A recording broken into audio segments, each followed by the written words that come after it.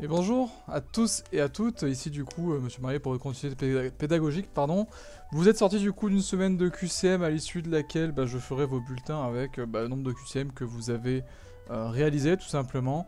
Et pour voir si vous étiez encore là à l'autre bout d'internet et si vous avez bien travaillé, ça reste annexe. Moi ce qui va vraiment m'importer c'est si vous avez fait le travail ou si vous l'avez pas fait. S'il est raté, je conçois que à distance c'est pas les meilleures conditions pour réussir. Et donc du coup, si vous avez raté vos QCM, ça n'interviendra pas dans la note finale bien entendu. On va passer du coup à la correction de ces QCM, vous avez été pas mal nombreux à me le demander. Donc du coup, sur les deux derniers QCM de première, on y va, c'est parti. Voici mon interface à moi en tant que créateur de QCM. Vous avez du coup le côté gauche de votre écran qui répertorie tous les QCM que vous avez créés. Et côté droit, du coup, toutes les questions que vous avez créées dans ces QCM. Maintenant, vous, ce qui vous intéresse, c'est premièrement aspect énergétique des phénomènes mécaniques. Donc c'est la question qui est ici. Et donc du coup, on va prendre la première question. Première question, on nous disait qu'une balle de masse m égale 500 grammes se déplace à une vitesse v. Son énergie cinétique vaut EC égale 50 joules. Trouvez la valeur de v que vous entrerez sans unité. Et attention, la réponse doit être donnée avec le bon nombre de chiffres significatifs. Alors du coup, une balle de masse m égale 500 grammes qui se déplace à une vitesse v, et il faut avoir du coup une vitesse v telle que l'énergie cinétique vaut 50 joules. Et bien tout simplement, il faut utiliser la formule E, énergie cinétique, pardon, EC, qui est égale à 1,5 de mv carré. Donc du coup, vous savez que V carré c'est égal à 2 fois M fois... 2 fois EC divisé par M. Et quand vous en faites la racine carrée, vous trouvez une valeur de V qui est égale à 10 mètres par seconde. Et c'est la réponse que vous deviez entrer du coup, juste 10. Si vous avez rentré 10, normalement c'est bon. Question numéro 2, travail d'une force. Une force de valeur... j'essaie d'augmenter un petit peu ça, on peut pas. Ok. Une force de valeur F est égale à 100,0 N est exercée sur un système selon une distance AB qui est égale à 5,00 mètres. On trouve la valeur du travail W de AB qui est égale à moins 500,0 joules. Trouvez la valeur de l'angle alpha que forment les vecteurs que forme ENT. Les vecteurs F et AB que vous entendrez encore une fois sans unité avec le bon nombre de chiffres significatifs. Alors du coup, pour les chiffres significatifs, là il en faut que 3 parce que 100,0 et moins 500,0 il y en a 4. Et 5,00 du coup il y en a 3. Donc du coup la donnée qui a moins de chiffres significatifs c'est AB, donc on n'en gardera que 3. Enfin, le travail, on sait que c'est égal au produit scalaire des deux vecteurs dont il est question. Donc du coup c'est la norme de F fois la norme de AB fois le cosinus de l'angle qui les sépare. Et quand vous regardez, en fait, AB c'est 5,00 fois 100,00 pour F, ça fait déjà 500,0. Enfin, normalement ça fait 500. Et il vous manque plus qu'un cosinus alpha pour faire le moins 500 que vous attendez pour le travail. Donc du coup, forcément, le cosinus qui donne moins 1, ce coefficient moins 1, c'est le cosinus d'un angle de 180 degrés. Et donc du coup, vous entrez 180 sans unité, puisque c'était la consigne qu'on vous demandait. Question numéro 3. Une force F est appliquée sur un mobile sur une distance AB et un angle alpha les séparant d'une valeur de 35 degrés. Comment sera qualifié le travail de cette force? Un seul mot attendu, sans majuscule, sans accent. Donc vous voyez bien que moi j'ai bien décoché, respecté la casse et les accents. Donc une force F est appliquée sur un mobile selon un trajet AB avec un angle de 35 degrés. On dit que le travail est moteur. Il va quasiment dans le sens du déplacement à un angle près. S'il est 90 degrés, le travail est nul. Et s'il est entre 90 et 180 degrés, le travail est résistant. Ok. Numéro 4, du coup, la variation d'énergie d'un système qui se déplace d'un point A à un point B est égale à la somme des travaux des forces qui modélise les actions mécaniques qui s'appliquent sur le solide lors de son déplacement. Il s'agit du théorème de l'énergie cinétique.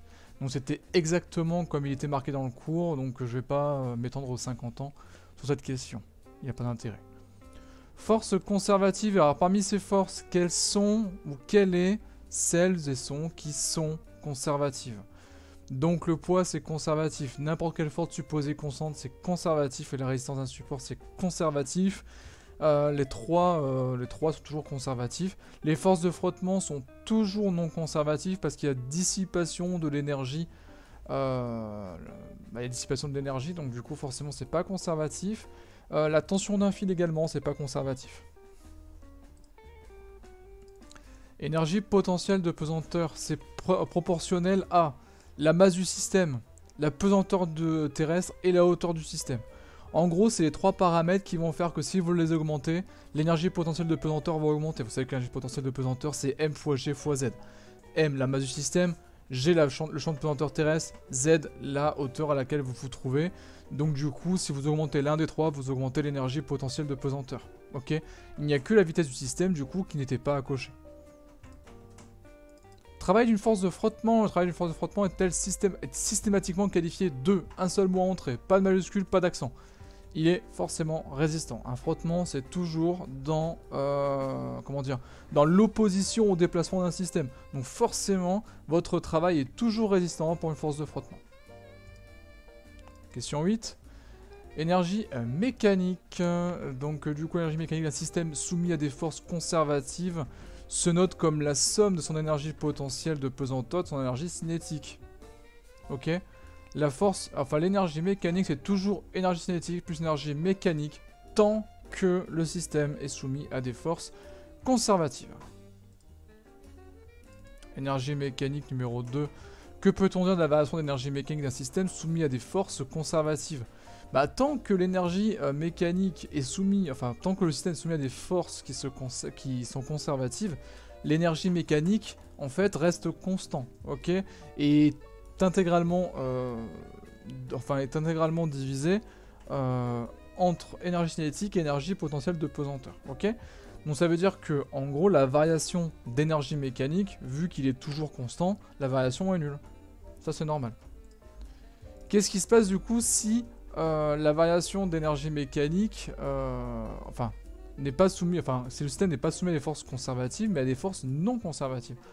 Et bien, du coup, vous devez appliquer un correctif à ce qu'on avait avant. Donc, du coup, l'énergie mécanique, ce serait la somme de l'énergie cinétique et potentielle de pesanteur moins du coup votre réponse qui est ici.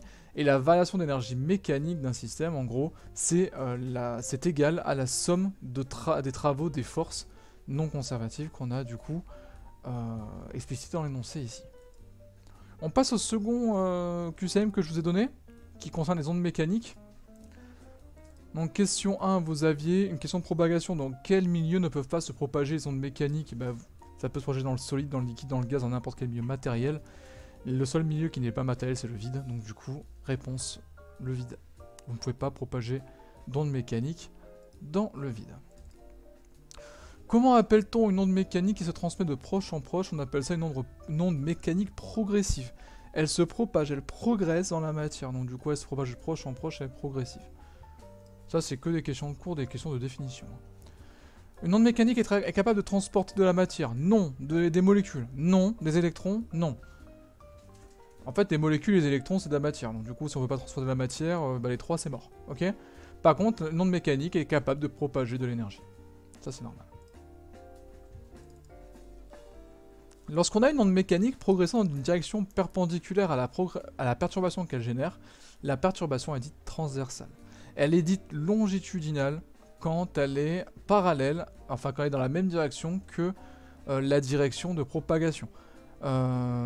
Perpendiculaire et parallèle, ça se dit pas. Tout simplement. Alors, calculer la célérité d'une onde dont la progression s'est opérée sur une distance d est égale à 200,0 mètres, sachant que cette position observe un retard par rapport à l'épicentre de la perturbation de 2,00 secondes. Alors du coup, exprimé en mètres par seconde avec le bon nombre de chiffres significatifs et donné sans unité. Donc le nombre de chiffres significatifs, vous avez 2,00 secondes et 200,0 mètres, soit 3 chiffres significatifs minimum, ok, pour la dimension temporelle. Donc on utilisera 3 chiffres significatifs pour la réponse. Enfin, vous avez une distance d de 200,0 mètres divisé par un temps de 2,00 secondes, soit du 100 mètres par seconde, et vous mettez 100 du coup en tout chiffre. onde mécanique qui se répète, une onde mécanique dont la perturbation se reproduit à l'identique de manière périodique est qualifiée d'onde mécanique périodique. Tout simplement, voilà, il n'y a pas à tortiller, je veux dire là, une onde mécanique dont la perturbation se reproduit à l'identique à d'intervalles réguliers, bah, la perturbation elle est périodique, l'onde mécanique elle est dite périodique aussi. Voilà, c'est aussi simple que ça, il n'y avait pas de piège. Sachant que si vous avez mis l'accent ou pas, ça marchait quand même. Hein. Unité officielle, quelle est l'unité officielle de la fréquence? Alors on est tous d'accord pour dire que c'est le Hertz, sauf que le Hertz ça s'écrit H-E-R-T-Z. Vous avez tous réussi cette question, bravo. Comment se nomme la plus petite distance séparant deux perturbations qui sont en phase, donc qui sont au même, à la même, comment dire, à la même, au même niveau de la perturbation. En gros, si ça fait une oscillation, bah, il faut qu'il soit au même moment en fait. Il faut que soit tout en haut, soit tout en bas, soit en phase montante, voilà, au même moment de la perturbation. Alors du coup, ici, ça s'appelait la longueur d'onde. Si vous avez mis là, ou longueur d'onde, ou longueur onde, ou... ça marchait. J'ai essayé de mettre plusieurs réponses possibles. J'espère que j'ai couvert l'ensemble des possibilités. Sinon, c'est que très sincèrement, vous avez mal écrit ça. Calculer la célérité en mètres par seconde d'une onde de longueur d'onde 400 mètres et de période 400 Hz. Donner le résultat sans unité avec le bon nombre de chiffres significatifs. Donc du coup, il y a 400 mètres et 400 Hz, soit 3 chiffres significatifs, on attend du coup 3 chiffres dans la réponse. En mètres par seconde, donc du coup on sait que les Hz c'était seconde moins 1, donc du coup il suffit en fait de diviser l'un par l'autre et vous trouvez du coup 1. C'est aussi simple que ça. 1,00 cependant. Ok. Ah, cette question est fausse. C'est 1600. Il aurait fallu mettre 1,6, 1,60 du coup, fois 10 puissance 3. Là, j'ai fait une erreur. D'ailleurs, période 400 Hz, c'est n'importe quoi. Là, j'ai complètement craqué cette question-là. Donc du coup, veuillez m'en excuser. Hein. Cette question est totalement fausse. Comme quoi que... faut bien se relire, hein, tout le monde est sujet à l'erreur.